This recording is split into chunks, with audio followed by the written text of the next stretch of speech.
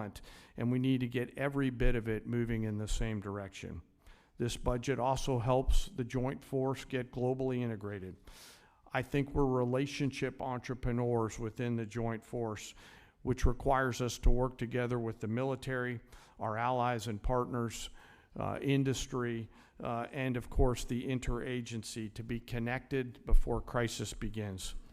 Finally, the President's budget reflects our mandate to stay ready, always on the account, anticipating the next fight, not fighting the last fight, and delivering for our force and their families.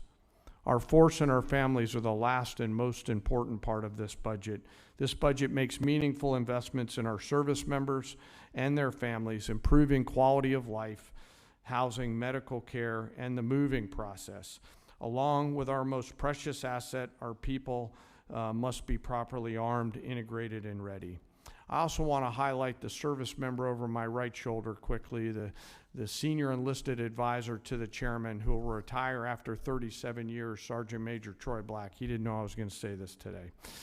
So in conclusion, it's an honor every day to serve alongside some of the most extraordinary warriors, civilian teammates, and families that our nation has ever known.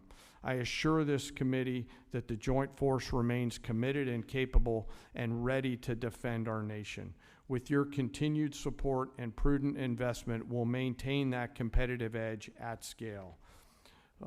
I want to also remember today our deployed and their families who are out there on the front edge of our nation, making sure that we're safe here in this committee room today. And I would be remiss, as I always try to remember our fallen and their families who've made the ultimate sacrifice. I thank the Congress for your support and collaboration. I thank this committee for your efforts and leadership, and I look forward to your questions. Thank you. I want to make sure that each member has a chance to ask questions, so everybody will have 5 minutes for the remarks and answers. Remember, when the little light comes on and it's yellow, you got 1 minute left. So I'll begin by recognizing myself for 5 minutes. Mr. Secretary, the department recently issued a memo reducing the civilian personnel at the Office of Director of Operational Test and Evaluation by about 74% and reduced the budget by 80%. Now, everyone on this subcommittee can attest that I've been beating the drum for reductions in DoD personnel, civilian personnel, since I became a member of the committee, and that's a long time. In fact, I have a bill that would require the department to reduce civilian staff by 15% based on merit. However, I think we need to be intentional and clear-eyed about the functions that we reduce. As you know, DOT&E was established by Congress in '83 to centralize and strengthen operational testing, ensure that weapon systems are rigorously evaluated for combat effectiveness, suitability, and to address deficiencies in oversight and standardization within the Department of Defense. And there's a lot of examples of DT&E catching flaws that would have catastrophic consequences for our military, including loss of life. One example is the M2, M3 Bradley, which was designed to transport troops, provides fire support. The Army approved a system touting the armor, firepower, and mobility. However, when the independent testing was done, it was found out the aluminum armor was not a good idea and was susceptible to failure. And early versions caught fire and burned. And so obviously we made changes and rectified that, and the Bradley's been a valuable part of our military ever since. But we share the same goals to create a more efficient, leaner DoD, but with things like Golden Dome coming along, we want to make sure that the technologies we pick are going to work and that we fund them accordingly. So I understand the reduction is seeking to remove duplicative functions. We're not interested in delays, and I know that that's really high on your list. However, a layer of independent testing is, I think, important. In light of that, with the reduction, how will you ensure that the military services tasked with testing and evaluating their own programs will not revert to past behavior which showed they would approve systems in order to meet operational needs or budget timelines? So with that, Mr. Secretary, see if we can have an answer to that. Well, Mr. Chairman, I appreciate the question. And how we evaluated DOT&E was a reflection of the overall approach we take in the department, which is how efficiently do we operate? Where are the bottlenecks? We talk about the things you talk about every single day. How do we get systems, platforms, future capabilities in the hands of warfighters as quickly as possible. And so a review led by myself, the Deputy Secretary of Defense, our friends at DOGE who've worked with us, have helped us look and identify places where we might find efficiencies. Now, I work, and my hands are directly in the middle of that, to ensure that as we seek those efficiencies and reduce those redundancies, we're not doing so in a way that undermines our capabilities or safety for warfighters in the future. DOT&E, after we got rid of a lot of the really low-hanging fruit of tens of billions of contracts and things that we've reduced, that were duplicative, that were completely wasteful, that were creating PowerPoint presentations that no one was looking at, you start to look at things like DOT&E, testing and evaluation, which in a headline sounds quite significant, and it can be in many ways. But when you ask the services, you ask the joint staff, you talk to the comptroller and CAPE, and you go across the other undersecretaries, there's a universal recognition that DOT&E's mission has bloated and expanded well beyond the scope of what it was supposed to be. And as a result, was expanding by months, and sometimes even more than that, the amount of time it was taking for systems to actually make it in the hands of warfighters. So you still have services in other places doing that testing and evaluation. This remains in place at a right size. So we see it as a right sizing of DOT&E. So it still provides that oversight and ensures across the joint force we're recognizing the challenges, but it doesn't add unnecessary time. So we recognize why it was created.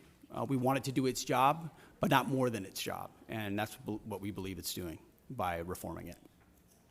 Well, thank you for that answer. Obviously, as we expect new systems, new technologies to come online quickly, we want to make sure as this committee that we're funding it properly and make sure that you can handle the volume in which that you're anticipating, especially with a new technology like Golden Dome, which, you know, we still, as the ranking member pointed out, we still haven't seen a clear definition of what it is and what it's a strategic theater system, lower 48, Hawaii, Alaska, the rest of it, and how these layered systems are going to be put out there to defend the country and to make sure that we're not spending a lot of money unnecessarily. So testing and evaluation is going to be an important part of that. With that, I recognize Ms. McCullum. Thank you, Mr. Chair. Mr. Secretary, I plan to ask you some budget questions about the following: the cost of the Qatar plane, where the money from the Army's parade is coming from, or the National Guard deployments to the border, where that funding is coming from. I honor and celebrate the United States Army, but I'd like to know how much this parade is going to cost.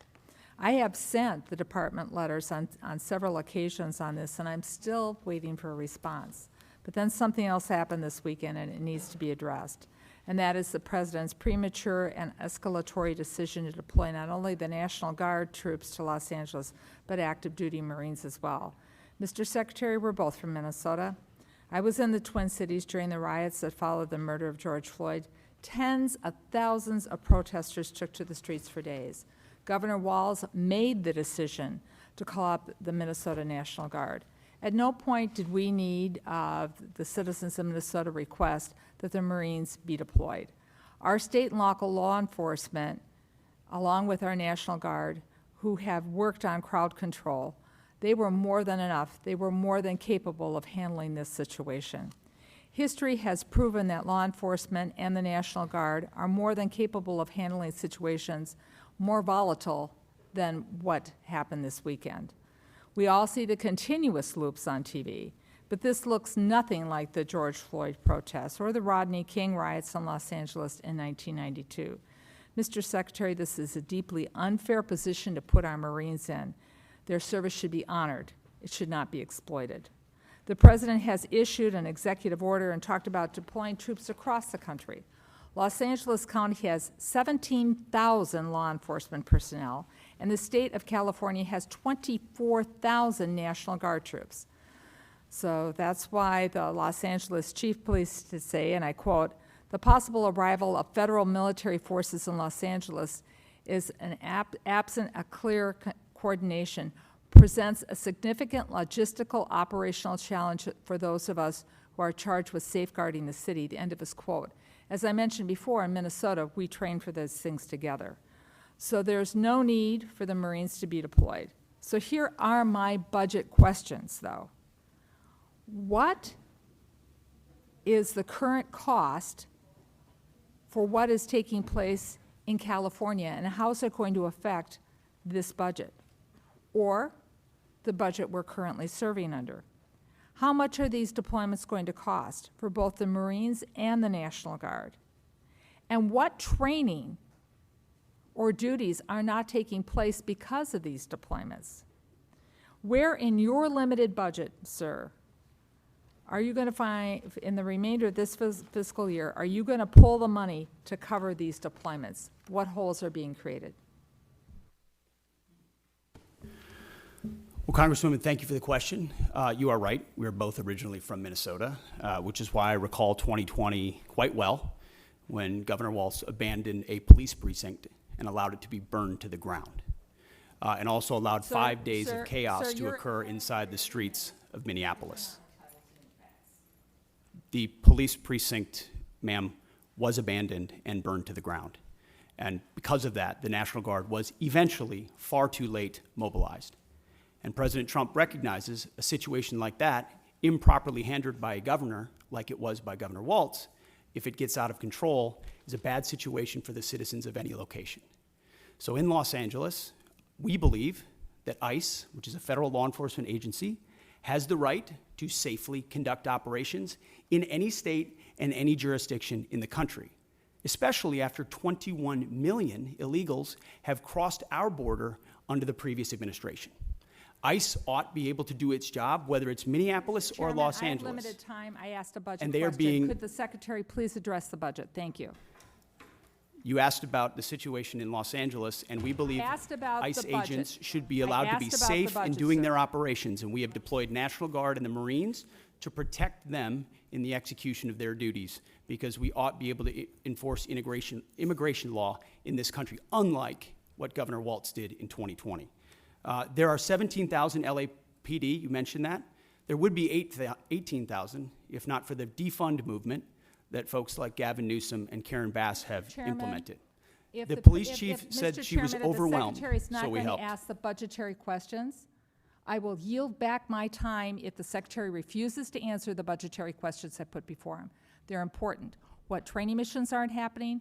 Where are you pulling the money from? And how are you planning this in the moving forward? These are budget questions that affect this committee and the decisions we're going to be making in a couple of hours. If you're not going to answer them, please let the chairman know, and I will take back my time and I will yield it back to the chairman. Mr. Secretary, I want to just let us know what accounts you're pulling the money to fund. Thankfully, unlike the previous administration, we've got a 13% increase in our defense budget, and we will have the capability to cover down on contingencies, which is something the National Guard and the Marine plan for. So we have the funding to cover down on contingencies, especially ones as important as maintaining law and order in a major American city.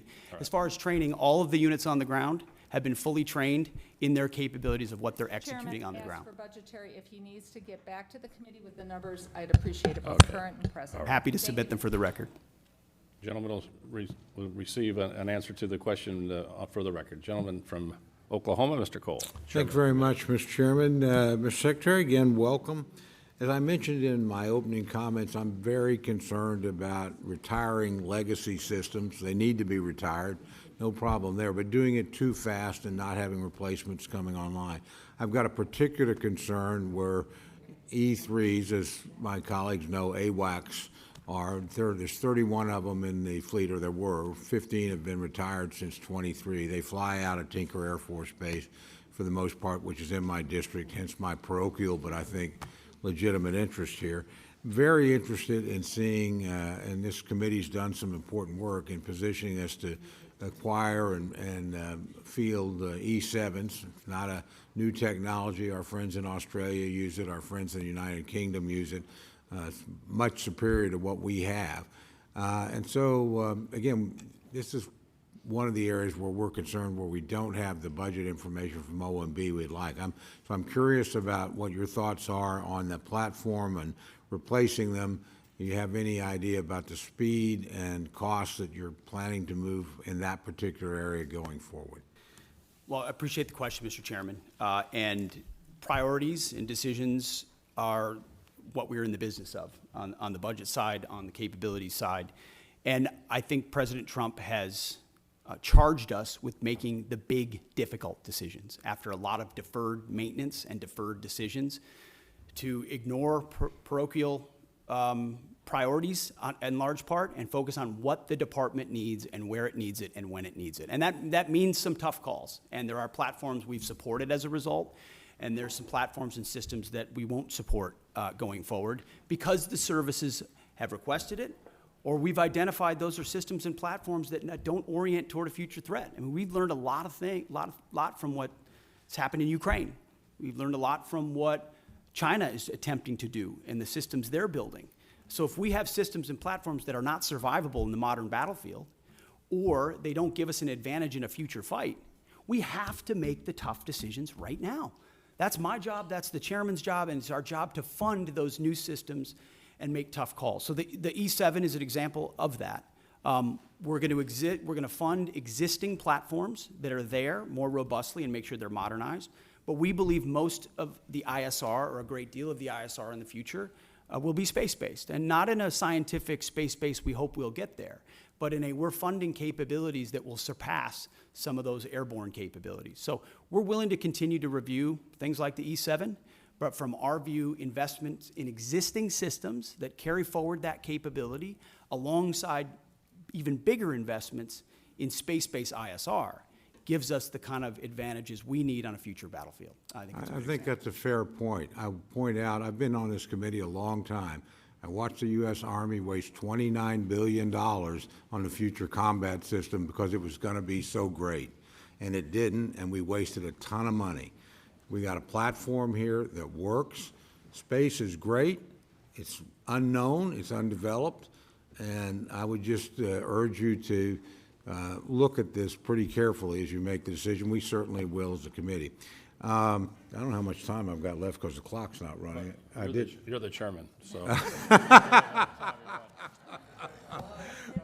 Well, that's why I will try and be respectful to the committee and certainly respectful to our witnesses.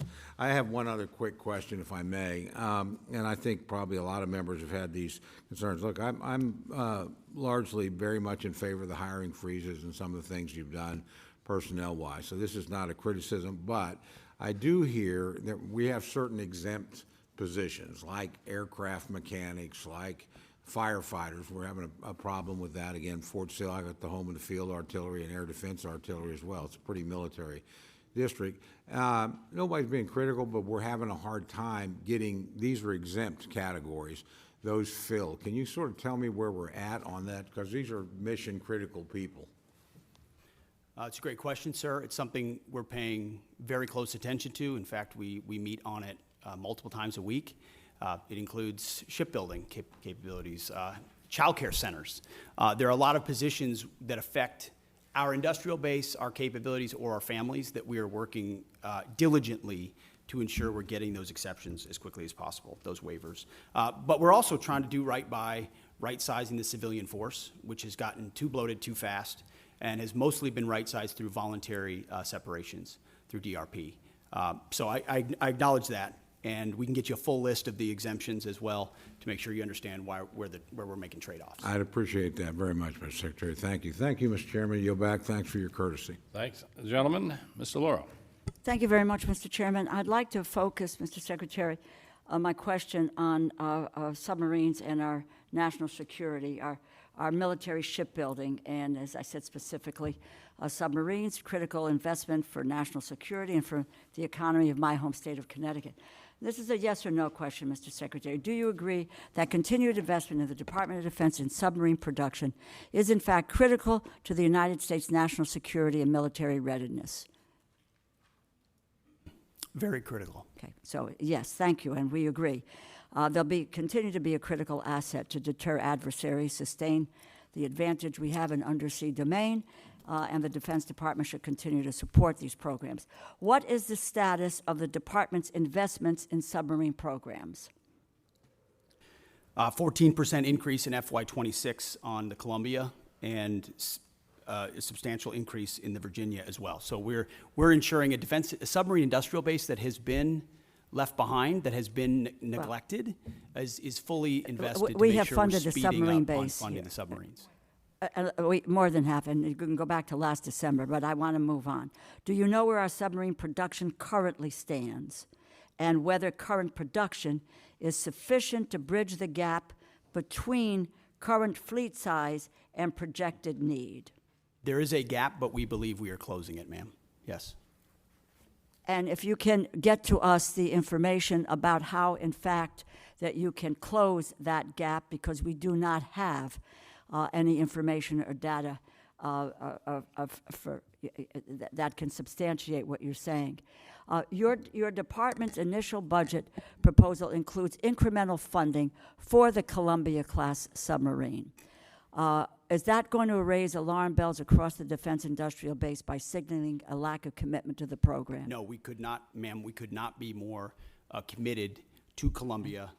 The centrality in the triad, ensuring it delivers on time, it's central to the deterrent and the base of the United States. So Do we you are know very how much committed of a to that. financial hole this will create for the defense industrial base? Will there be a financial hole for the defense industrial base in 2026?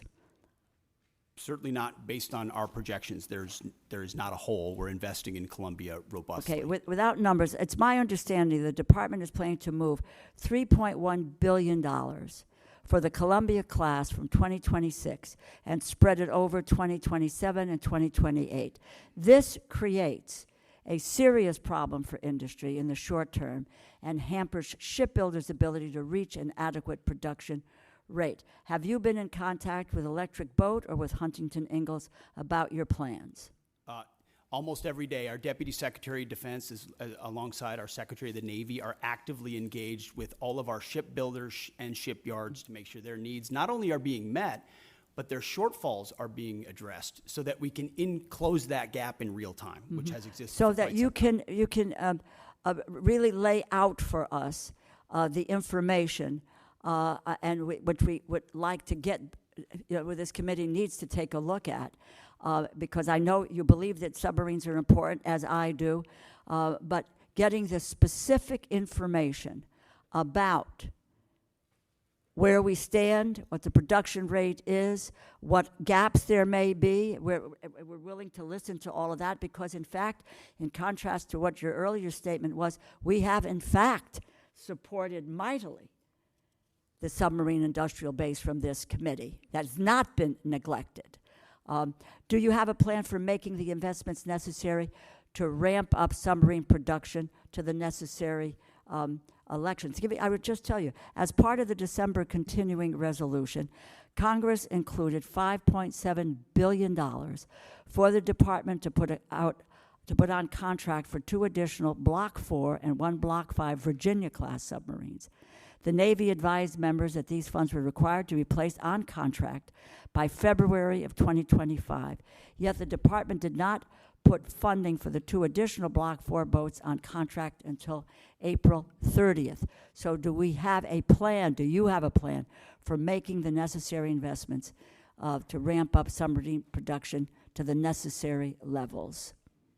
And what is that plan? Ma'am, first of all, I want to thank this committee for the flexibility alongside FY25 and the continued resolution. Well, I would hope you would thank this committee for the a lot of funding that flexibility it provided had on the made. submarine We industrial have made a base, and we have- serious that. investment. So your first statement is inaccurate.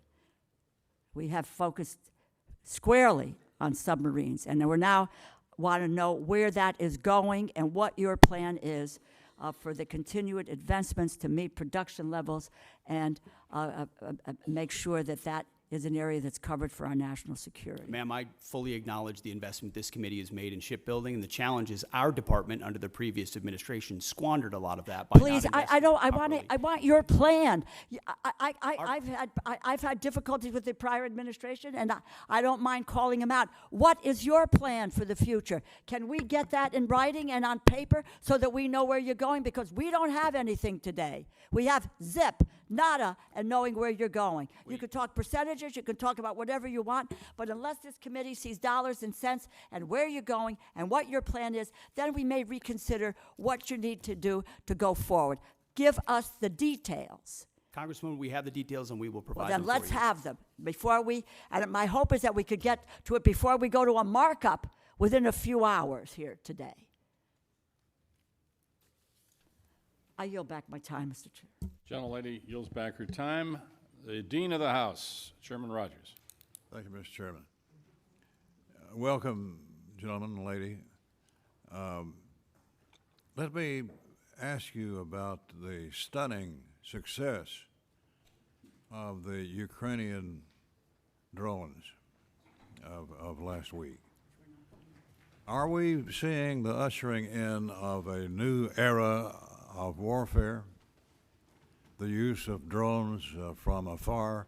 After all, these drones were smuggled into Russia, hidden for a great span of time, and then activated from 2,500 miles away. Are we prepared, both defensively and offensively? Ms. Secretary? I'll answer that and then maybe hand it to the chairman. I would say, sir, it was a daring and very effective operation that we were not aware of in advance and reflects significant advancements in drone warfare, which we are tracking in real time inside Ukraine and taking that feedback to help us better understand how we can better produce more lethal, attritable drones, but also advance our counter-UAS systems so that we're not vulnerable to a threat and an attack like that. The chairman and I got together right after seeing that and saying, what more can we do to ensure we're prepared and our country's defensible against something like that? But I'll hand it to the chairman. Mr. Secretary, Congressman, thank you for the question. I think it goes to your more strategic question about is the way and nature that we're fighting our wars changing, sir? The answer is likely yes.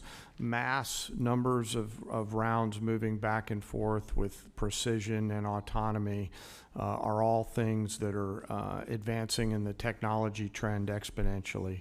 One of the things that I've talked with some of the leaders of this community and committee about are buying capabilities along the technology curve or ahead of it. And so I do think it was a bold move, and it represents a new and different way of fighting wars as we've seen over the past few years in that particular fight, sir.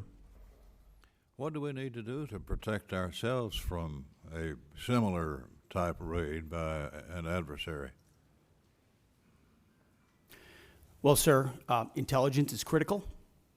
Human intelligence, signals intelligence, every aspect of how we get ahead, get to the left of a problem like that. And certainly our department in conjunction, interagency, are focused on that. But then it's rapidly fielding the commercially available technologies in some cases, but others proprietary, whether they're EW, whether they're microwave, whether they're kinetic, to defeat drones either individually or in swarms in multiple locations against, protecting our people, protecting our installations, protecting our critical infrastructure, protecting our bombers. And some of that speaks to Golden Dome and what we'll do there, but you also have the particulars of the immediate. Our forward deployed troops, are they properly covered by counter-UAS systems? Do we have the best systems forward deployed? And that's something we're looking at every single day. We live in a dynamic operating environment, and the chairman knows this, the deputy, our policy shop, we are focused on ensuring that this is front and center, considering how central this threat will be going forward. Well, these are low-cost, high-tech weapons, if you will, and has been dominated by China. 90% of drones are produced by China, I'm told. What does that tell us about what we need to do here at home? Well, sir, it's not just, first of all, making sure we're less reliant on Chinese technology in any part of the supply chain, which is something we can speak to because that's been an aggressive part of our effort at DOD. But also recognizing it's not just China. Of course, Iran invests substantially in drone capabilities. And then learning a lot from partners on our side, like the Ukrainians who have developed systems and fielding that quickly. So commercially available, attritable, that we can produce at home is important to us. Congratulations to all three of you, and we wish you well. I yield back. Thank you, sir. Thank the gentleman for the question. Real quickly, is it the press stories accurate that 40% of the long-range bombers from Russia were destroyed in that attack? Is that an accurate number? So I'm not exactly sure what the percentage is, but I also know that I may not say that in open session. So I'll take that and get back to you through appropriate channels. Thanks, gentlemen. Ms. Capter. Thank you, Mr. Chairman. We welcome our guests. I come from a family of combat veterans going back a long time. And my comment is the use of certain words and what they imply. When I hear warrior ethos, and I hear it a lot from you, Mr. Secretary, I'm concerned. All the soldiers in our family, all of whom fought and received medals for their combat service, call themselves soldiers. Marines are trained to kill. In terms of domestic policing, our police and our National Guard at the state level, carefully used, but also our state police are used in civil enforcement, and they are good. I don't need any reply. I just am concerned about what those words you often utter actually do in people's minds and change the language we have used since the founding of this republic. So that is a concern of mine. I wanted to go to the General and Chairman, if I could. We've heard a lot this morning about defense industrial base. And this is something I ran for office on a long time ago. We have not made significant progress as a country in this regard. And the places that made things, whether they were machine tools, whether it was composite materials, were left behind. It's one of the reasons for the division in our society. So I am very interested in knowing what specifically and in which accounts, and I hope you can get this back to us within a week and a half, you are going to focus on in order to inject additional resources in the defense industrial base of this country. What will that look like? We are just successful now in helping steel to revive and some of our composite metals. 40 years ago, I wrote a title to the defense bill dealing with strategic metals. Nobody at Department of Defense cared, okay? So I'm interested in which accounts, if you could kindly get back to me on that, and when you say defense industrial base, budget-wise, in which accounts, what does that mean? All right, I don't expect you to answer it now. Can you tell me when you might get that information back to us? Well, ma'am, you just said a week and a half, so I know the awesome humans behind me are scribbling madly to come back to that. Can I just make a quick comment? You know, I happen to be a lucky guy that served in the private sector for a while, and I ran a machine shop in Texas along with a metal finishing business. So when we talk about defense industrial base, I broaden that out to really the national industrial base. There are certain components that are made in the defense side, but as you articulate, ma'am, many others are made in the small machine shops out around this entire nation. When I talk about mobilizing our nation, I think of that national, not just defense industrial base. What do we have to do to create greater capacity all the way down the chain to include jobs at the local level for those people that build quality parts and deliver on time with shorter lead time and lower cost? And so I have great empathy for what you're talking about, and we'll get back to you just as soon as we can. Yes, and General and Secretary, going back to the drone attack in Ukraine, a country that was invaded by the Russian dictatorship, starting in 2014. They've been at war for a decade, more than a decade. What they've done with drones is astounding. It's going to change warfare. One of my questions is, what are you doing to establish relations with Ukraine and not turn your back on them as an administration and help them win, help liberty win? This has implications way beyond the boundaries of Ukraine. Russia's got 11 time zones. I mean, this is the most important test of liberty for our NATO alliance in my lifetime, and we better help win. And that involves moving forward faster on drone technology. I'm very worried about our air bases where we have secure assets. Mr. Secretary, can we defend them today if they were to have a similar attack? We're certainly very focused on that, ma'am. And we're learning every day from Ukraine. I think we would need to clarify what win means. This president is committed to peace. He's committed to stopping the killing. And he was not in office when it started in 2014. There were no additional incursions in his first term. And then under the previous administration, Vladimir Putin sought to take Ukraine. We're committed. This administration's committed to peace, to stopping the killing, and we think that serves Did you just American leave interests. Ukraine, Mr. Secretary? Did you just leave Ukraine? Gentle lady's time's expired, but if you can get I did back not leave to Ukraine. us on that. No, that Have would you be great. visited Ukraine? No, ma'am. My first trip No. there, sir, was 1973. Gentle I lady's yield time back. has expired. Mr. Carter, you're recognized for 5 minutes.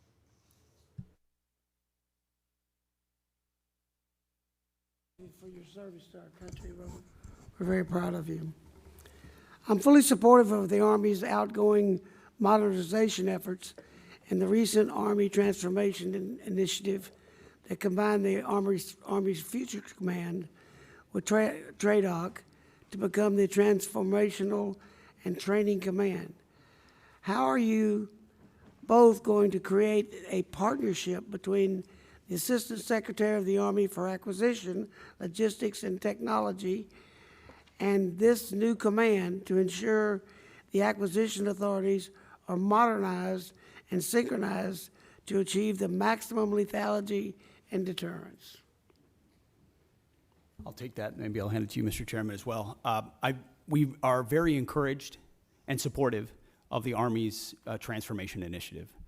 General George has been critical to that, as has the Secretary of the Army, Dan Driscoll. And together, it's been a heck of a partnership and a willingness to get at the core issues facing today's Army and ensuring it is reformed and modernized to meet the threats of the future. One of those aspects is merging those commands. And I can tell you, whether it's the warrior ethos or lethality, that is central to why we make decisions, ensuring that we're not making decisions on behalf of bureaucrats or process, but to ensure we're getting the most lethal aspects of what we do front and forward as quickly as possible. And that involves things like Futures Command and TRADOC. And when you merge those things, you have to make sure you're getting rid of things that are redundant and pushing forward things that matter the most. But I'll defer to the chairman. Well, I've shared that commitment completely, and I share this transformation. What do you see as the fundamental capabilities of this command must develop to ensure that we have the lethality and deterrence necessary to succeed in Indo-PACOM? That's where the future is. Sir, I'll first echo the Secretary's respect and appreciation for Secretary Driscoll and General George.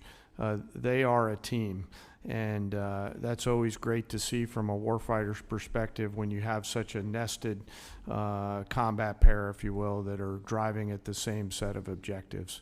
I think there's clarity, Congressman, in the minds of both the Secretary and the Chief on the need for things like long-range fires in the Pacific. And in order to pay for those, they're making those difficult decisions down the Army Transformation Initiative in order to pay for them. Well, when we started talking about the Futures Command, one of the things that I was hoping we would do is we would not get a project stacked up on somebody's desk and it's stacked that high, and when he got down to checking on that, oh, that goes to you, and it goes on top of another, on the bottom of another stack that high. And so we get delayed and delayed and delayed and delayed in certain areas of bureaucracy. I think that is dangerous for our country as we look forward in Indo-PACOM. Yes, and that's sir. why I asked the question.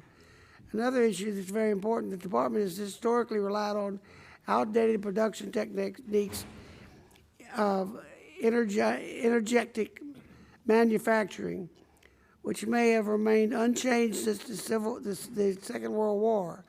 How is the department ensuring that investment in next-generation energetics manufacturing, such as AI, machine learning capabilities, and enabling and assurance of quality assurance, robotic-driven load, assembly, and pack, and automated formation processes, a prioritized and transitioned out research and development that is capable of producing these pathways. In other words, a modern way to load and turn out ammunition in the simplest terms. We're robustly funding things like DIU, like SCO, like the Office of Strategic Capital, to ensure that commercially available options, other companies are able to compete that traditionally are not involved in procurement at the Defense Department, so that the valley of death is eliminated, and you're able to bring in actual competition and dynamic solutions. Otherwise, ammunition's a great example. It's very antiquated in many cases. We're still making rounds the way we made them after World War II. You have to project out what you want to make, send that signal to industry, and then allow innovators to enter that space so they can bring new technology and rapidly field those new technologies. Otherwise, you're stuck doing it the same way you've always done it. Sir, I was going to add something, but I'll hold off if you're going to roll. You can get a written response to the Yes, sir. gentleman from Texas on that. That's a concern to all of ours, is to modernize our manufacturing capability for we can get back manufacturing to the United States. Well, Mr. Cuellar, you're recognized. Thank you, Mr. Chairman. Mr. Secretary, and all three of you are welcome, and thank you for your service. I represent an area from San Antonio all the way to Laredo, the border. In San Antonio, we got Joint Base San Antonio, the largest joint base in the Department of Defense that contributes over $151 billion to the Texas economy. We support 266 mission partners. San Antonio also has the second largest cyber footprint in the nation, hosting the 16th Air Force cyber. And then, of course, the military facilities that are the best in the country also. Along with that, going down to Laredo, the largest port in the country, 9th largest in the world after 8 Chinese ports. Number 9 in the world is Laredo. And my question, Mr. Secretary, has to do with one of your plans, and ask you to, welcome you to San Antonio, let the San Antonio folks come in. It has to do with Army, U.S. Army North and U.S. Army South. I'm not going to go with their missions or critical mission, but what concerns us in San Antonio, both the Democrats and Republican members of Congress and senators, we're concerned that, in setting up a Western Hemisphere command, which I think it's a good idea, that you move it away from a place like San Antonio, where, we have the infrastructure, the personnel, the community partnerships to work with you on this. And I say this because I think your testimony has about 11,900 troops that are down there working with the Homeland, which I support.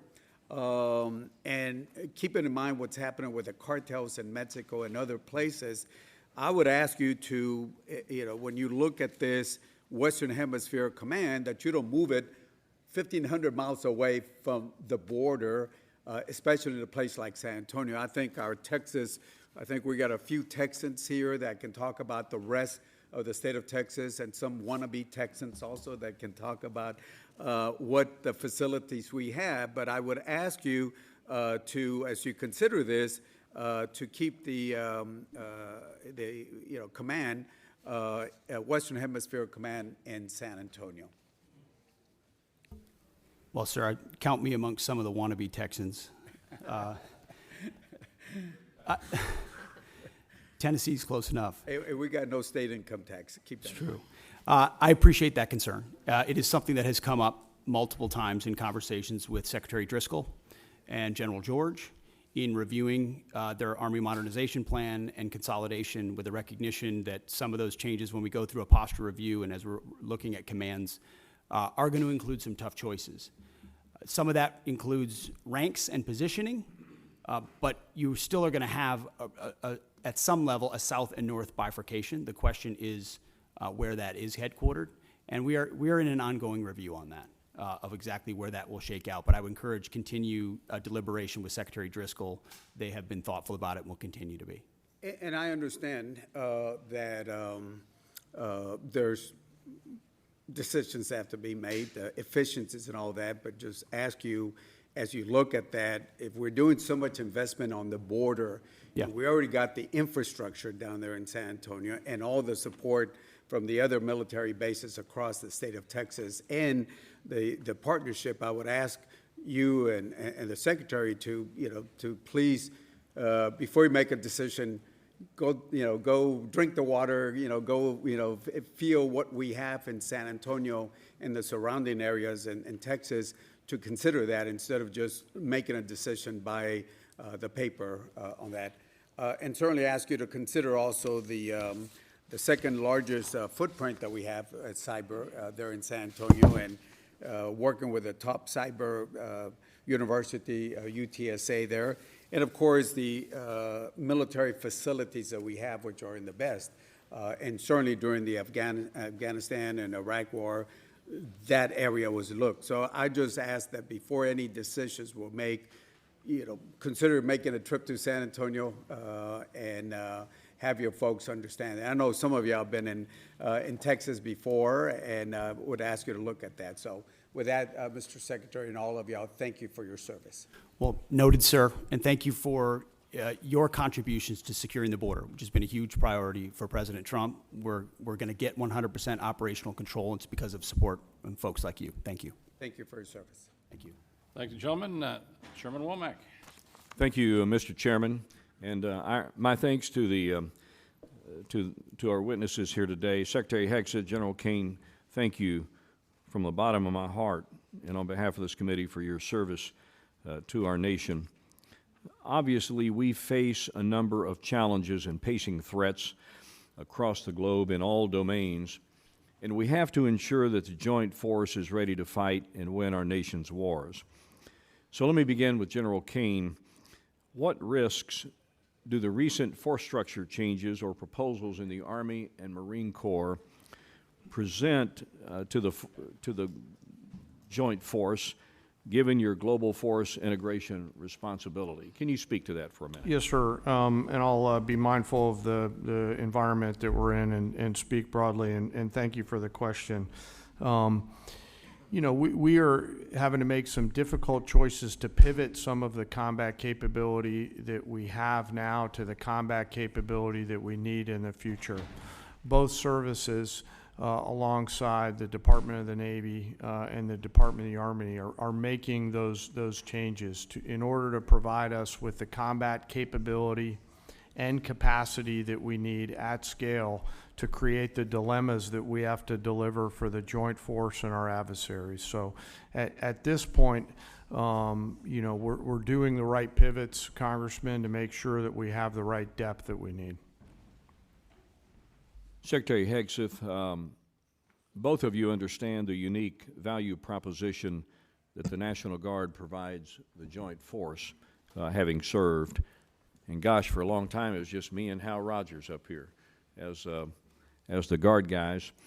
So it's good to have some company. As we're looking to be efficient with federal dollars, I always kind of believe that the Guard and the reserve component structure in general brought what I called value to the force. That I realize it's probably not at the same level of proficiency that the active duty counterparts might have, but they bring value to the force. And when we need to surge responsibly and quickly, then the Guard and Reserve are certainly at the ready to do that.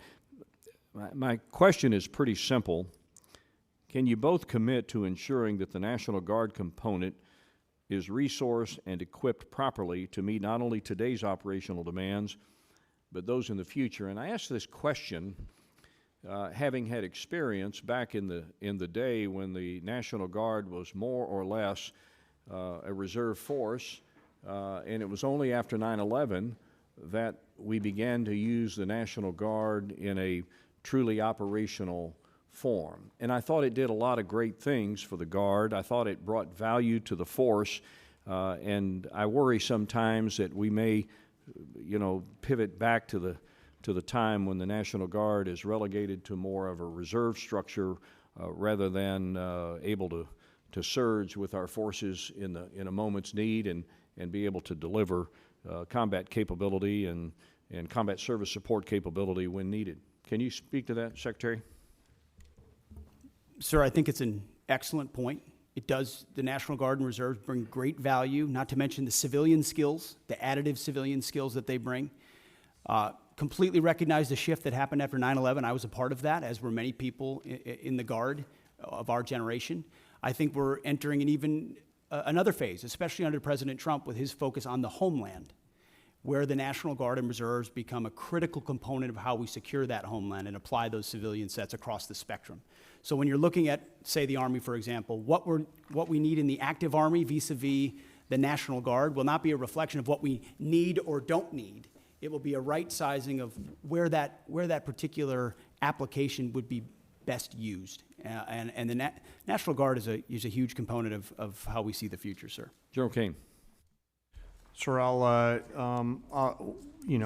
the policy makers tell us what size our force should be. What I will commit to you, and by the way, thank you both for your service in the Guard. As a fellow Guardsman, you're legendary in those hallways. What I will commit to you is that I'll make sure that the voice of the Guard is heard at the policy level, pursuant to my job as a chairman. I yield, Mr. Chairman. I thank the gentleman. Mr. Case. Thank you, Chair. Mr. Secretary, at the Shangri-La Dialogue in your speech of May 31st, you stated, and I quote, "Here in the Indo-Pacific, our futures are bound together. The prosperity and security of the Indo-Pacific are linked to those of your people." You went on to talk about the benefits from the, quote, "peace and stability that comes with a lasting and strong American presence here in the Indo-Pacific," end quote. Do you believe that the only way to achieve our contributions to peace and security and stability in the Indo-Pacific is through military strength alone? Sir, certainly not through military strength alone, although military strength is the business that we're in. So we're building partnerships across mill to mill, whether it's the Philippines, Japan, Australia, more actively than any other part of the world, because the application of American strength is not America alone. It's by, with, and through partners who share mutual objectives. And so we are very invested in military-to-military relationships. So you, as the Secretary of Defense, believe that we need to take a broader approach in the projection of national power, national influence than simply our military. Is that correct? Well, sir, that's not my job. My job is the military application. So yes, others will determine the broader spectrum of that, but it's always useful to have other applications of power as well. But how others actually do that does impact your job in running our military, right? I mean, your military operations, your military presence, your mill-to-mill relationships that I agree are important, are all going to be impacted by our non-military projection of power, influence, and assistance throughout the Indo-Pacific. Is that correct? I would just say that from my 2 recent visits to that region, meeting with many of those ministers of defense multiple times, their focus is what capabilities can we share together, interoperability and capabilities that establish deterrence, because the most important message America can still send, and they can still send, is hard power capabilities. What can we project? Where can we project it? As the chairman said, what dilemmas can we create? That's the business that we're in. And so we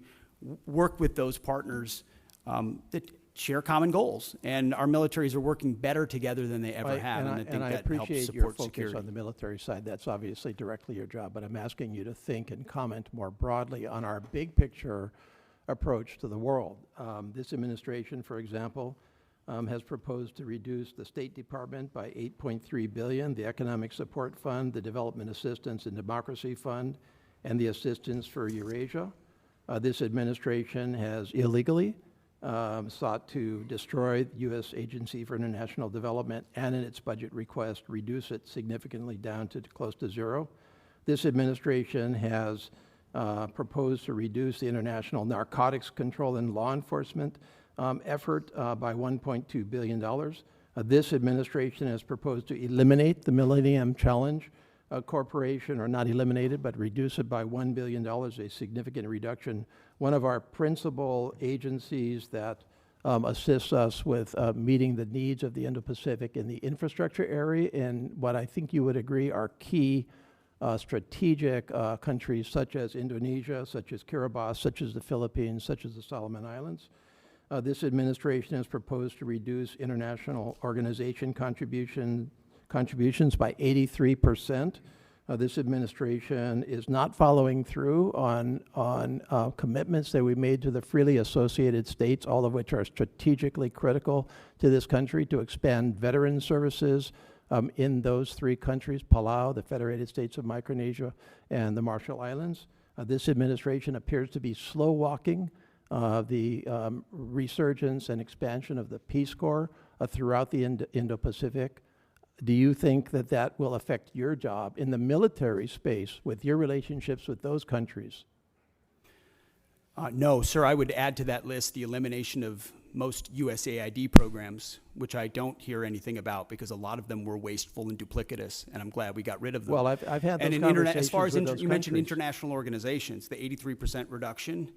Again, I hear nothing about that because Have most you of those talked to those international countries? organizations are not serving U.S. interests, Mr. and so we shouldn't Secretary, be have you funding them talked to if they're those not countries serving about U.S. the interests. impact? So I don't hear from our allies problems about that. Well, I because don't think you're talking to the those right were not people. part of their calculus Yeah, of American if you power. talk to any one of those countries, they'll tell you that they're deeply concerned with the reduction of non-defense dollars, and it will, in fact, influence our presence and our contribution to your stated goal of peace and stability and I think they security respect in that the we're Indo-Pacific. reducing waste on programs that aren't actually affecting Gentleman, change time's on the ground. expired. Mr. Diaz-Balart.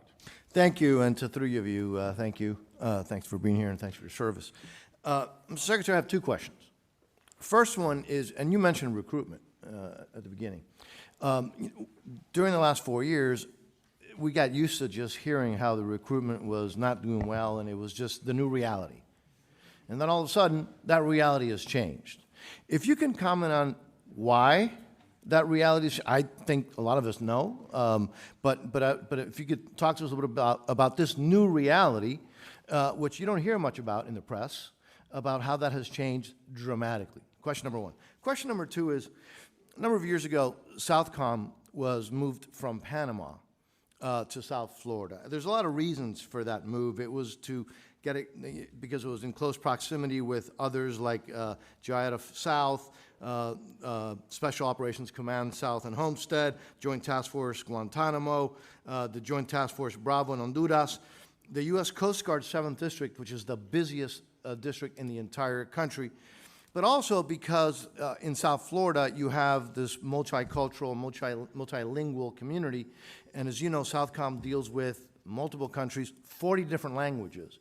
And so it was not just a cost savings potentially, but it was also made a lot of sense.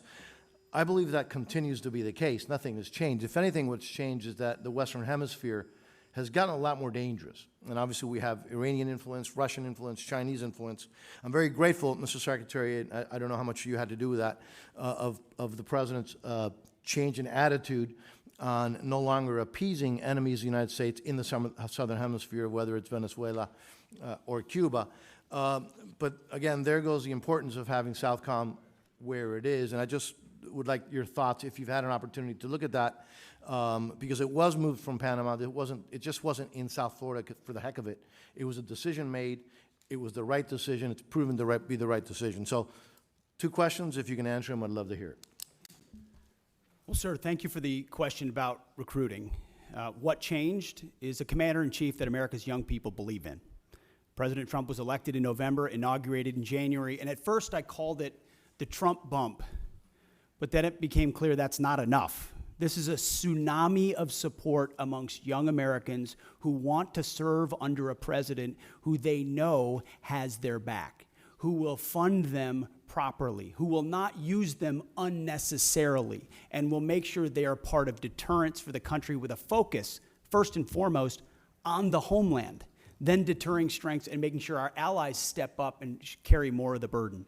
So you've got a historic surge in the Army, the Marine Corps, Navy, Air Force, you name it. Americans are responding because the president says a new spirit. And he's right, and you can feel it in the ranks. You go out to formations, you talk to men and women on the border, they believe in what they're doing in securing that southern border. You talk to them across the world, they're enthused about this new administration and its leadership. So it's President Trump, sir. And then as far as Southcom, it is President Trump's focus on our hemisphere has in many ways reinvigorated the mission of Southcom and the recognition of securing American interests, but also pushing back Chinese malign influence. Panama is a great example of that, but across Central and South America. So Southcom is right where it is. We're grateful for the great work that they do. I've had an opportunity to spend a lot of time with them and their commander, and we work by, with, and through a lot of allies. Mr. Secretary, I'm a little confused. Are you telling me that the folks that are now voting with their commitment to the country are not upset that they're not able to use different pronouns? Is that not a priority for the folks that are now signing up for our military? Well, sir, if they wanted to get a woke indoctrination, they could just go to college. Instead, they're joining the military, where we're focused on the basics. We know men are men, women are women, standards will be high, and we're getting rid of the distractions, the ideologies, the politicization that was in our ranks, so that soldiers, men and women, can do their jobs on behalf of the nation. I think that's all that American people, all the people who want to serve want, is that clarity and that support, and President Trump is giving it. Well, Mr. Secretary, I would also add that I think having you there has made it very clear what the attitude is. And I will tell you, to me, it's really, really refreshing, and I thank you all. I appreciate it. I yield back. Thank you, sir. Yields back. Ms. Lee. Thank you, Mr. Chairman. Thank you for being here. Mr. Chairman, I ask unanimous consent to submit to the record an article from the New York Times entitled, "China's Chokehold on This Obscure Mineral Threatens the West Military." Without objection. Mr. Secretary, this article that I just referenced outlines how the Department of Defense paid an Australian firm 10 times more than it paid MP Materials, an American firm, to onshore the full ecosystem of rare earth production. MP, the largest U.S. rare earth producer, has invested $1 billion of its own capital since 2020 and employs more than 800 Americans. Yet it was undercut by an Australian firm that never even broke ground in the U.S. MP Materials is ready to install their samarium processing equipment and help the U.S. combat China's export controls. And I want to note that China produces the entire world's supply of this obscure rare earth metal that is used almost entirely in military applications because of its use in heat resistance magnets. So my question is, in accordance with the administration's America First agenda, do you agree that subsidies should first support U.S. companies already investing, hiring, and paying taxes in the United States? And can I have your support in ensuring that the department critical mineral policies will align with this goal? Ma'am, it's an excellent question. It's something we have been very focused on. In fact, my deputy secretary, it is his number one, is ensuring that sourcing of critical minerals, whether they're heavy or light rare earths, are sourced reliably in America first, and if not, then amongst allies. I won't reveal or talk about more than that in a setting like this, because we have reserves and we have capabilities, but at the same time, we have to aggressively work. And MP Materials, Mountain Pass, is a great example of a place where we can partner with industry. But what does China do? You know this. China undercuts the market intentionally to try to corner the market, and we have to account for that in the things that we support. So the answer is yes, I can have your Yes, ma'am. support. Thank you. I also want to turn now to the collaborative combat aircraft. I represent Las Vegas, Nevada, so we're very excited that the department will base the CCA unit at Creech Air Force Base. which is the center of excellence in uncrewed aircraft systems. And I want to make sure that the department has the resources they need to make this program a success. Last year, the Air Force had to shift $383 million to the CCA program, plussing it up by 60%. Can you assure me that your budget request will fully fund the CCA program this year? Ma'am, it does fully fund the CCA, and we believe in the collaborative combat aircraft, the loyal wingman concept, this idea that you project power more robustly through autonomous, semi-autonomous systems that that amplify our lethal effect. So yes. Thank you. Great. Can you give me an update on the first flight and the production decision for Increment 1, and are we on track for the flight? When will it be? And finally, when do you anticipate the production decision this fiscal year? What quantity of aircraft will we procure? How many vendors will you award? And what factors are you considering? Bryn, feel free to chime in. You're talking about the CCA still, Yes. correct? My understanding is later this year on the flight. We know but a date? As far as I don't know the exact date, ma'am. But Bryn, you might know. Yes, ma'am. We can get back to you on the specific date. It should be this fiscal year. And for our budget request, it's $804 million for the collaborative combat aircraft. Great. Thank you. How much time do I have left? I'll just, also, can you then outline what is planned for Increment 2? What type of capabilities can we expect, and what timeline and critical milestones? We'll get back to you on that one, ma'am. Okay, thank you. With that, I yield. Thank you, gentlelady. And I'd just like to point out that Mountain Pass is in San Bernardino County, California. So one of the only critical mineral mines left in the United States. Hopefully that'll change soon. Mr. Joyce. Nope. Mr. Elzey. Thank you, Mr. Chairman. Sergeant Major Troy Black, thank you for all your years of service. You've been serving this country since Ronald Reagan was president in 1988. You leave behind a distinguished career in uniform, wearing that uniform, service to your country. You have served as the senior enlisted advisor to the Commandant of the Marine Corps and now to the Chairman of the Joint Chiefs. And I think, but what will be most missed, if you didn't know this about him, in 2010, he received the Bronze Star with a Combat V for running across several hundred yards of mine-in-placed fields to pick up a fallen Marine. You're a Marine's Marine. You will be missed. You are the pride of Louisville, Kentucky. And I'd like to say, on behalf of this committee and our nation, we're grateful, and fair winds and following seas.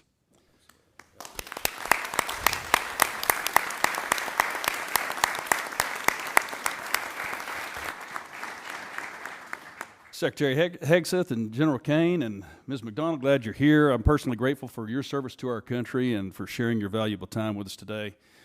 Bring a non-traditional perspective to your tenure as chairman, having been a guardsman and an entrepreneur. Thank you for saying yes once again when called to serve, and also Distinguished Flying Cross and 2 Bronze Stars. You didn't get that by sitting behind a desk. You were a fighter pilot's fighter pilot. You helped the plan to bring down Scuds in 2003. So thank you for your service. And Mr. Secretary, I want to salute you for your leadership and action-oriented approach at the Pentagon. You've created a sense of urgency that General Kane refers to in his testimony, and back to the issue of what we're not talking about today, and it's recruitment. Because in this family business, all volunteer force of ours, parents and their children who want to serve our country are now no longer afraid to sign up for fear of them being misused or not having their merit being rewarded appropriately. So thank you. You've also highlighted our service academies in that effort. Mr. Woollacott and I both serve on the boards of visitors at West Point and the Naval Academy, so thank you. I also appreciate your guidance on using commercial solutions in acquisition and on reducing the inflation that we have seen in the numbers of flag and general officers, and I think we can make the Pentagon a triangle pretty quick. There are more Navy admirals in the various systems commands than there are in the fleet.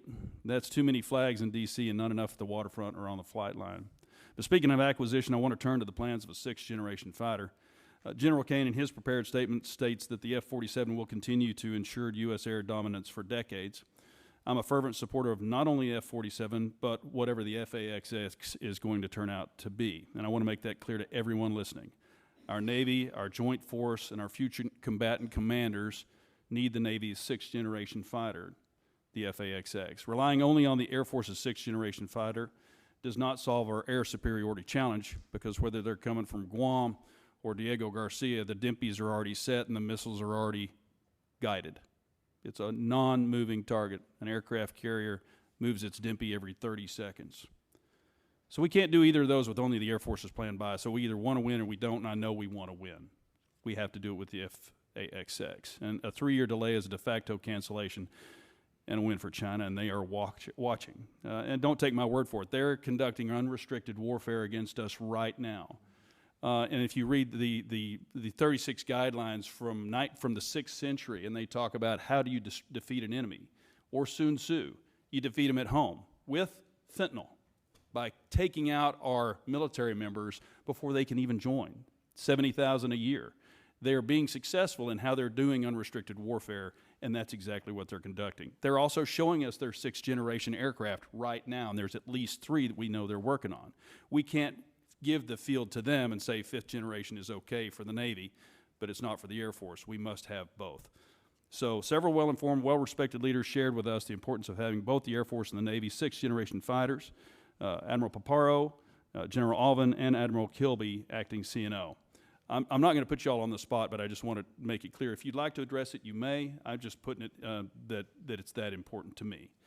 So what troubles me about the Pentagon needing to be a triangle now is that one of my favorite movies is Office Space.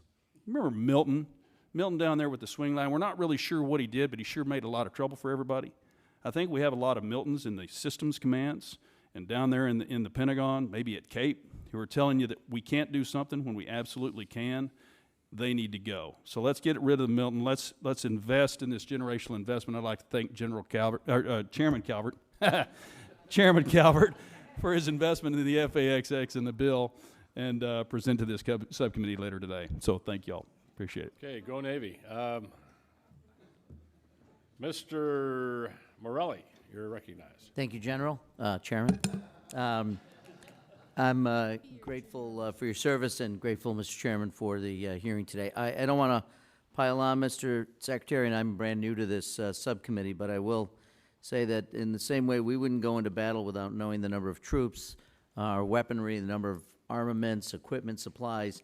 It's really almost impossible for this committee to do its job without details from the President, from the Department on a budget request. So I wonder whether or not we could get a commitment from all of you to come back before the committee when the full, the President's budget request has been delivered, so you can answer questions in detail about it. Certainly, we'll make sure you get those details, Congressman. Well, getting the details is important, but also being able to answer questions about those details and what they mean, I think would be helpful. So obviously, this is the chairman's decision, but I would ask you to consider coming back before the committee when the President's budget request is submitted to us, so we could get your sense of the various items in it. I want to go back to a topic I think Ms. Capter raised, which is Ukraine, and I really appreciate your comment that when you referred to partners on our side like Ukraine, so I'm glad we still consider them partners on our side. Last week, the Ukraine Defense Contact Group met in Brussels. I know we did not attend, you did not attend, and I don't believe you appeared even remotely, but that was a meeting which allies coordinated billions in aid to help Ukraine. We're talking about funding right now without a budget, without a plan to sustain U.S. support in what I consider the most serious conflict in Europe in a generation. So can you at least give us a sense, Mr. Secretary, of the presidential drawdown aid authorized through January 20th? Do you know how much has actually been delivered? Which PDA? Just the presidential authority that was given through January 20th when the new administration took over. PDA 71 through 74, and there's a 75th, which has not been allocated, and we're in the middle of drawdown 71 through 74. Okay, and do you have a sense of the how much has actually been delivered? I don't know the exact amount that's been delivered, but we're actively monitoring it as well as the lifespan of certain munitions, what munitions remain critical for us, critical for them, critical for allies like Israel. We're paying very close attention to that. Okay, and you can give us a detailed, offline. Thank you. Do you know whether the department or the president is prepared to ask for funding for the Ukraine Security Assistance Initiative, and at what level? It is a reduction in this budget. As you know, this administration takes a very different view of that conflict. We believe a negotiated peaceful settlement is in the best interest of both parties and our nation's interests, especially with all the competing interests around the globe. I don't think the word victory has been well defined, or the path to it. And as a result, a path to peace that stops the killing and the carnage is something that President Trump is very invested in. Well, look, I would certainly, I think I would define victory as making sure incursions, illegal incursions by the Russian Federation into Ukraine, which is a sovereign nation, would be a victory, but I'll leave that aside. I want to just touch briefly on, with the limited time I have, the President's announced $175 billion Golden Dome. It's been talked about. I know that what has been talked about, we understand that reconciliation includes a $25 billion down payment. We haven't really received much in clarity on the specifics. Can you tell me what the $25 billion will be used for? Excuse me. There are many specifics that are not fitting for this setting. We're happy to get you at the appropriate level the specifics you request. But what we've done is we've built out the entire understanding of what the architecture would look like, ensuring it includes existing capabilities that can be fielded rapidly. As President Trump has made the case, we need this now, not conceptually in the future. You know, we had SDI under Ronald Reagan, which was a concept. We've fast forward to the ability to deliver these things, and the American people deserve that kind of protection. So multiple layers for multiple different types of threats, coordinated with sensors, both on the ground and in space at other layers.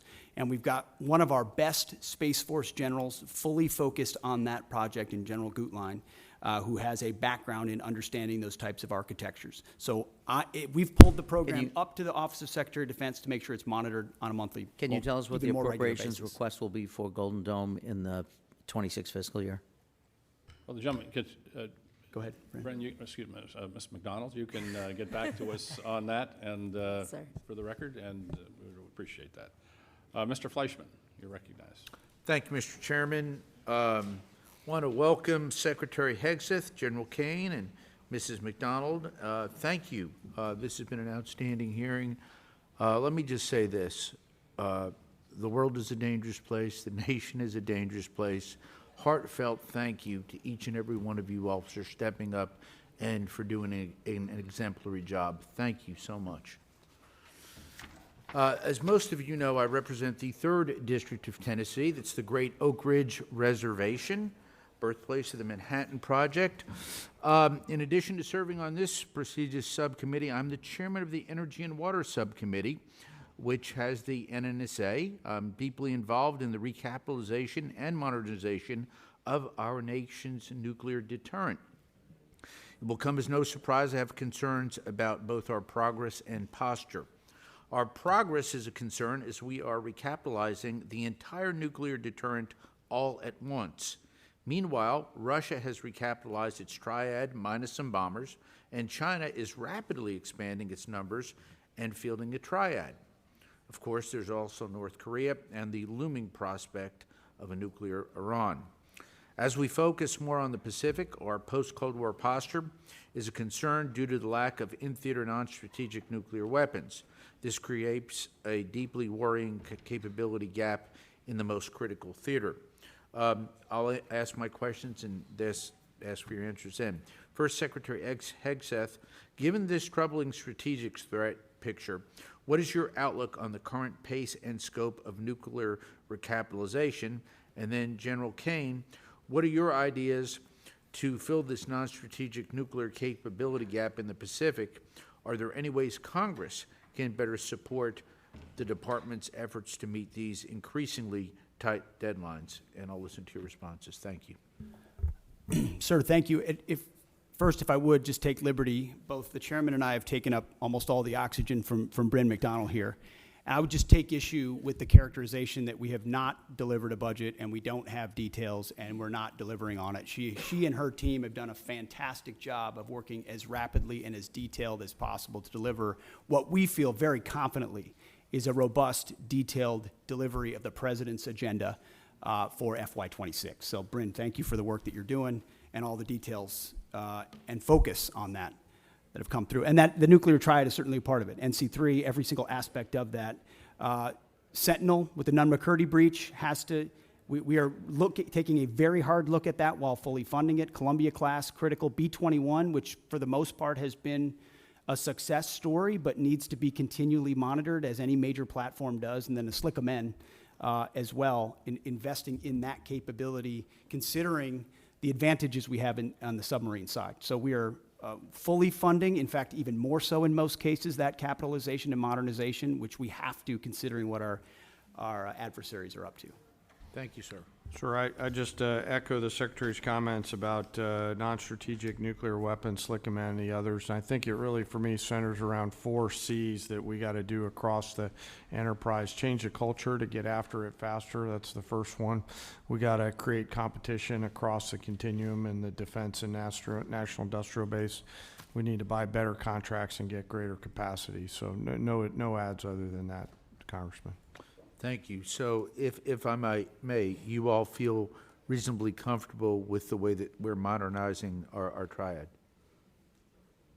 Well, sir, I'm not comfortable with the way the Sentinel upgrade had been happening. Understood. With the recognition that it is behind and can't be. And so we're getting at dynamic ways to address that. Different alternatives. Our Deputy Secretary and his team very focused along with Bryn. What do we fund? Why do we fund it? How do we look at new ways to do it? Because the way we've approached it so far has gotten us nowhere fast. Thank you. By the way, I welcome you all to visit Oak Ridge at any time. Thank you, and I'll yield back. Thank the gentleman. Mr. Aguilar. Thank you, Chairman General Calvert. That's right. Thanks to the witnesses for being here. Yes, okay, Private, go ahead. The clock's still moving, Mr. Secretary, I want to express my severe concern with the deployment of the National Guard in Los Angeles without consultation of the state of California. There have been photographs that have shown these troops sleeping on the floor and have not been provided fuel, food, or water by DOD. How long will this deployment last, and why were we unprepared to provide them basic necessities such as food and water? The commanders and troops on the field are very well prepared, sir. They responded incredibly rapidly to a deteriorating situation with equipment and capabilities.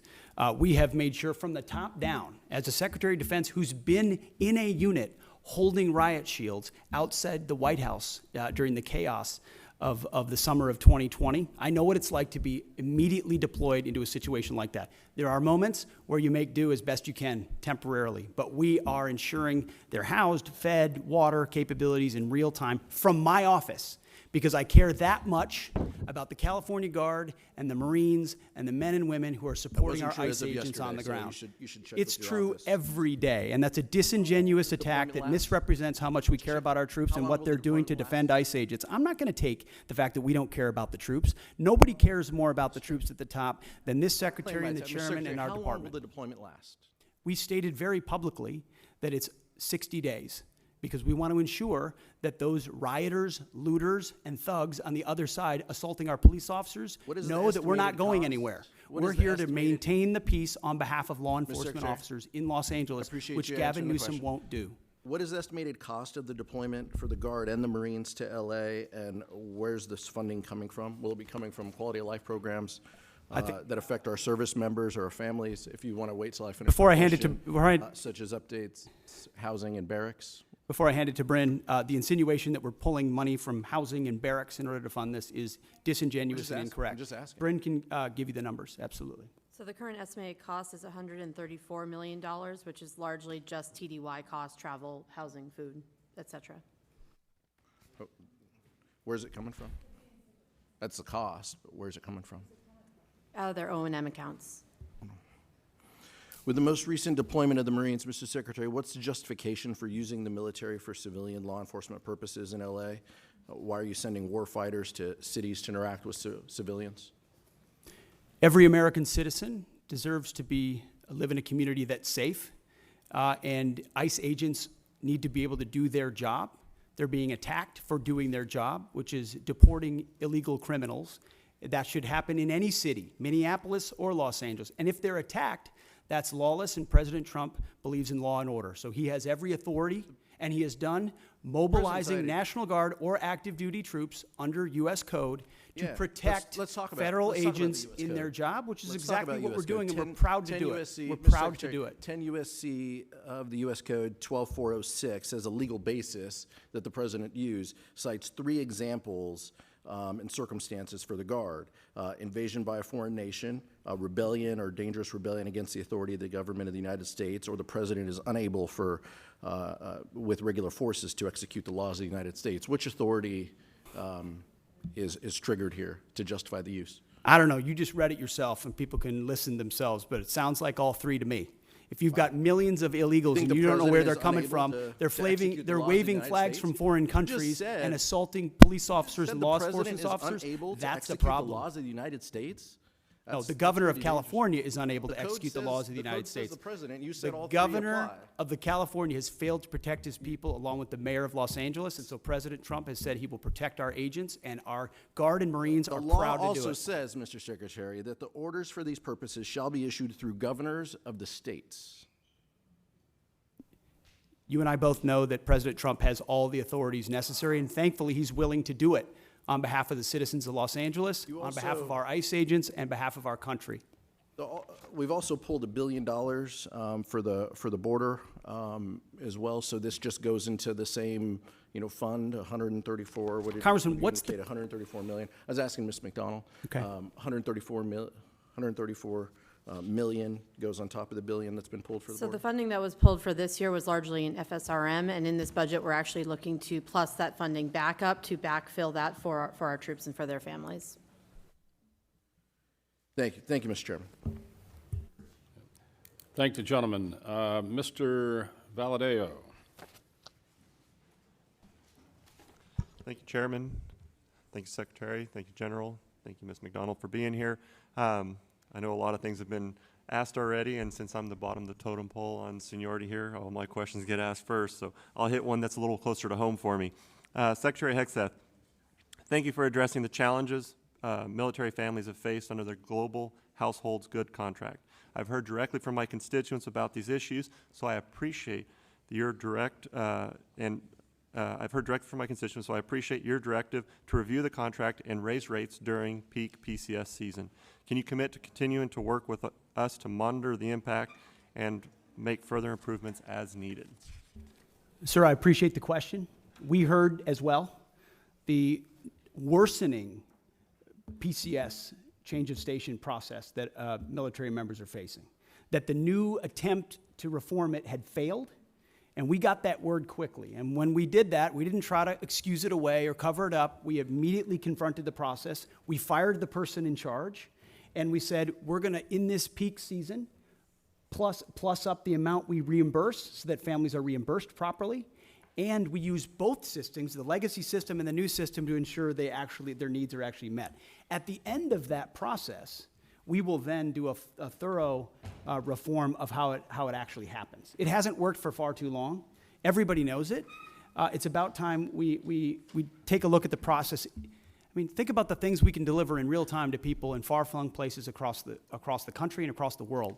And you can't reliably move an E4 from California to New York and ensure that the goods get there within a week. That's a failure of the United States military, and we're going to fix it. I appreciate that.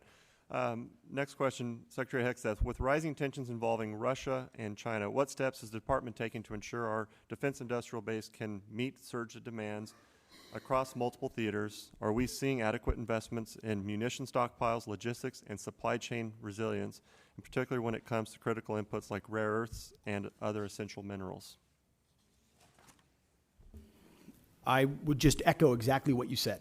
It's because of the urgency of the moment, the reality of the threats we face, the threats that are joining forces in a sort of an anti-American, anti-Western bloc, are developing capabilities that they're fielding and trying in other theaters to refine them. The munitions that we have, where we use them, how we procure them, and what we use them for, the supply chain that goes into the materials on those munitions, unfortunately, we inherited a department that didn't pay enough attention to that seemed to think sourcing from adversaries was going to be okay in a time of contingency or crisis. We are changing that. Or content to make the same munitions we've had in the past because, well, they were made in somebody's district or they were made in somebody's state, and that's the way we always do it. We're not doing that anymore. We're making the tough calls based on the threats we face, matching it to the capabilities, and I'm happy to sit in front of every and any committee and explain why we're doing it, because it's about time. It's about time we challenge that, and that doesn't mean we don't want input. We do want input. We know why people are invested in certain programs and certain systems, but it's our job to make the tough calls, and President Trump has asked us to do that.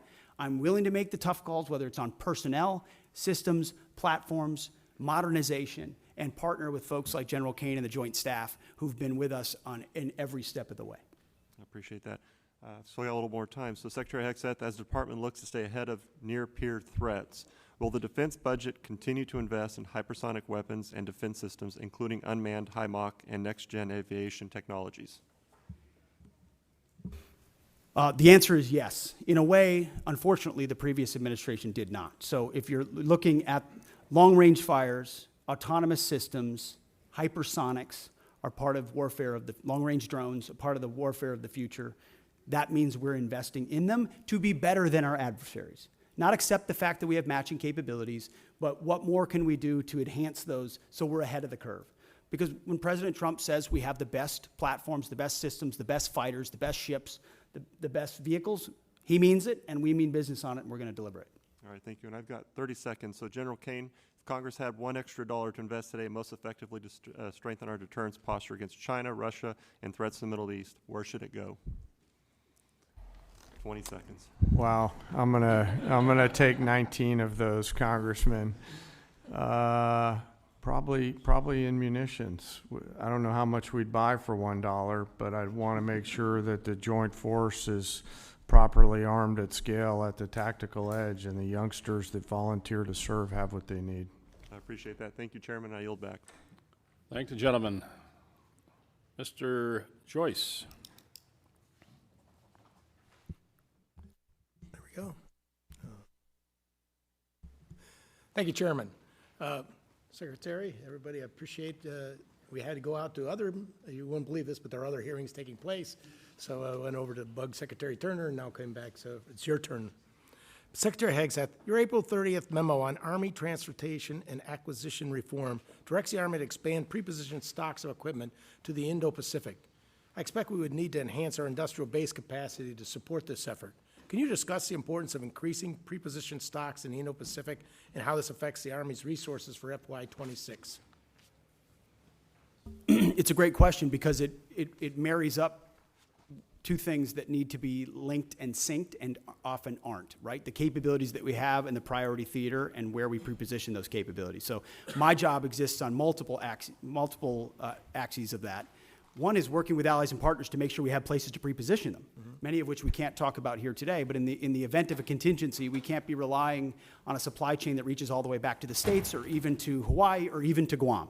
You need to recognize the prepositioning of stocks, but then you have to have those stocks, and they have to be the relevant ones for the systems that you're deploying, and you need a defense industrial base to deliver on that, which is why we've made historic investments in munitions, focusing on priority munitions that would be applied in our priority theater, with a recognition that every munition we spend somewhere else, and I say that as someone who, very proudly, we conducted a very successful freedom of navigation campaign against the Houthis to ensure that our ships don't, and by the way, 2 of our ships transited the BAM successfully, and the ceasefire held very recently. So doesn't mean you don't expend munitions, you judiciously expend them with an understanding that you have to safeguard others for future fights and prepositioning, and then invest in your industrial base. And I think that's why you see a budget with a 13% increase. 13% increase in a defense budget is significant and allows us to both invest in the president's priorities and fast-track munitions that we're going to need. For a guy chairing a committee that has to cut his by 57%, I can tell you being a plus 13 is a lucky day. Chairman Kane, our forces face growing challenges sustaining operations across contested environments, particularly in the Indo-Pacific. China is investing in capabilities designed to disrupt supply lines, access to forward operating bases, and target critical logistic nodes. What steps are you taking to strengthen contested logistics capabilities, and what investments can Congress make to ensure that you have operational resilience?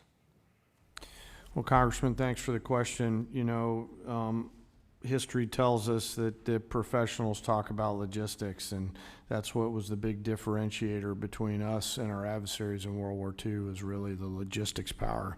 You know, our teammates within the Joint Force are looking carefully at this right now, and as we look at the adversaries' threat arrays that they have and our ability to defeat them and move the combat capacity that we need to through those difficult places is a key part of that.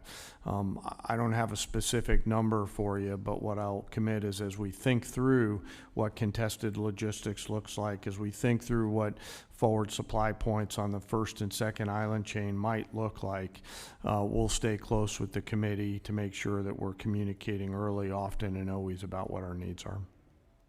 I certainly appreciate that, and I throw out that having a small Air Force Reserve airport in Youngstown, Ohio area. Some great C-130Js up there, Thank you. Congressman. Yeah. Appreciate the help on our fire department for the new inventory we got. But the old stuff we had there, you had maybe 8 planes. You were cannibalizing 3 to feed the 5 because we didn't have parts in storage and those type of things. And I think that's has played out in other areas for us as well. And we need to not only make sure we have the manufacturing industrial base, but we also have the ability to have the parts and inventory on to keep all those things online, or we have to remove them from service. Yes, sir. I know General Alvin and the team at the Air Force is looking hard at that too, to make sure that we've got the right stuff on the shelf prior to that we need, not just in the C-130 community, but the other airframes within the Air Force, and frankly the Joint Force. Parts are always going to be a driver, and I'm really encouraged by the innovation that's happening to look at things like additive manufacturing, where we get a hold of the specs from companies like Lockheed and others and can just 3D print right on the spot of the requirement. Those have to be in any procurement you do from now on. Yes, sir. I think so, sir. It's, you know, the force of the future will fix on the spot, so they'll need to be able to have the parts right there. And as we look at mission command and delegating authorities and responsibilities to our younger commanders and you know, complex command and control problems, part of that is going to be the ability to sustain our force out there at the edge. Thank you very much, General. Yes, sir. I yield back. And thinking of logistics, it made me think at, what was it, General Marshall, who went out in the 30s and met with a young lieutenant colonel, and said it's the best logistics officer I've ever met. And that was General Eisenhower. 3 years later, he was a 4-star general. So wars, logistics are important. Mr. Anderholt, you're recognized. Thank you. Thank you, Mr. Chairman, and thanks everyone for being here today, this morning. And as we wrap up the hearing today, let me say the Golden Dome Initiative represents, in my opinion, a substantial investment in our national security, and I credit this administration in pursuing this bold project, and I share your ambition for it. So thank you for moving forward on that. I want to follow up with from my colleague from New York. The President has said that he has chosen an option that will total $175 billion. Can you confirm that number, and when do you hope to make this system of systems operational?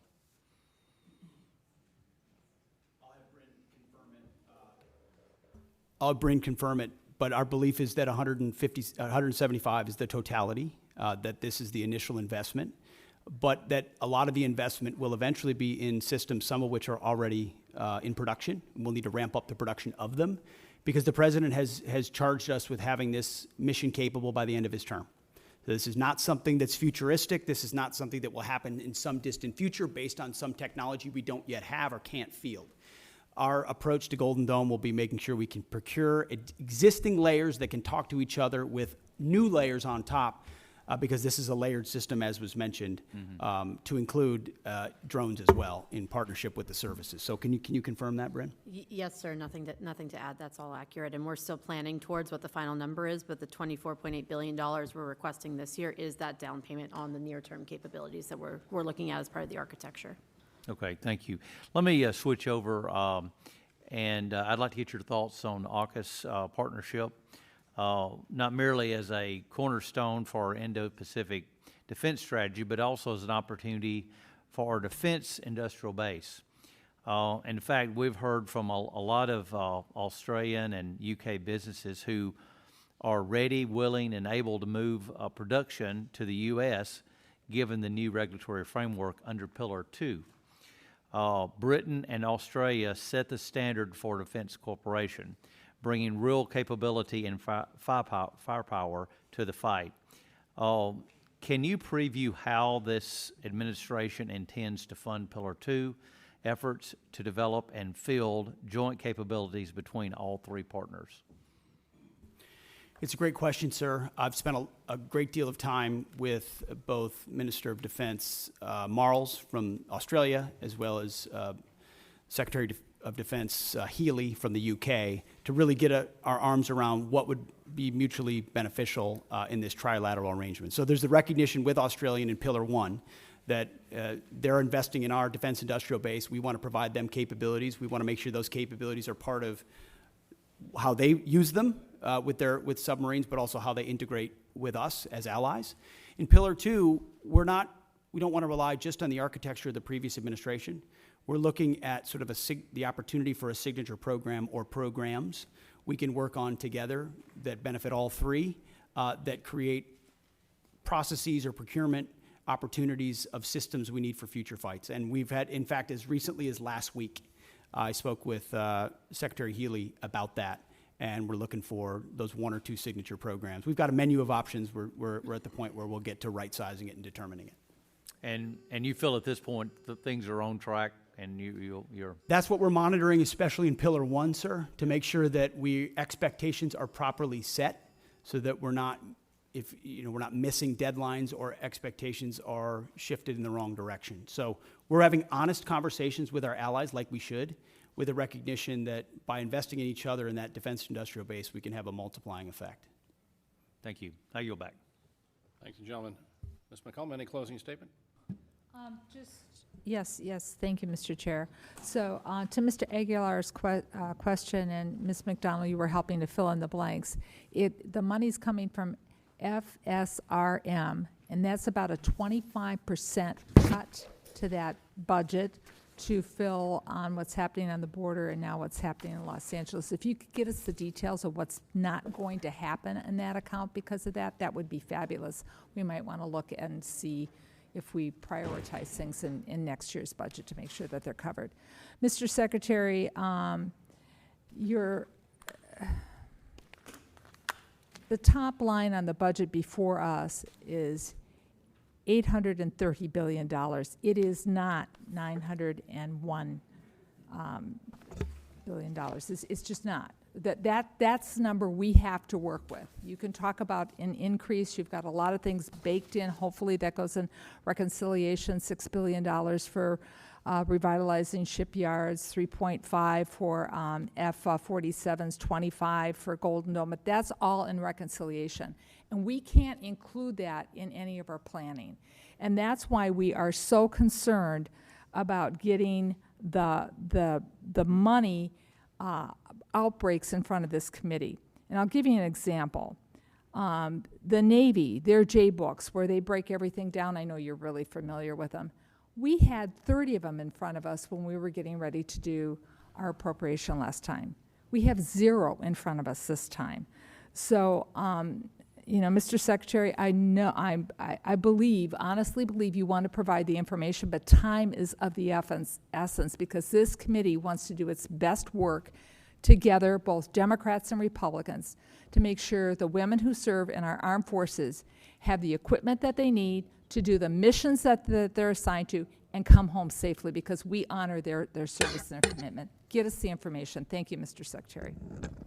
I thank the gentlelady, and I just make that's where we're going to agree that we need some more detailed information. We're going to go ahead and we're going to go upstairs here and do the subcommittee mark, but then we're later this week we're going to do the full committee mark on this bill. The Senate is pushing off doing their appropriation bills in general until after reconciliation passes because they want to incorporate that. But we don't have the luxury of time. We'll just have to work out the differences we have in conference. But it's hard for us to do our job without the J-books, without the detailed information, and I know you know that. And so you might talk to your friends at OMB, and if OMB has any friends, I don't know if they do, but and see if they can get this going for us, because it'd be very helpful.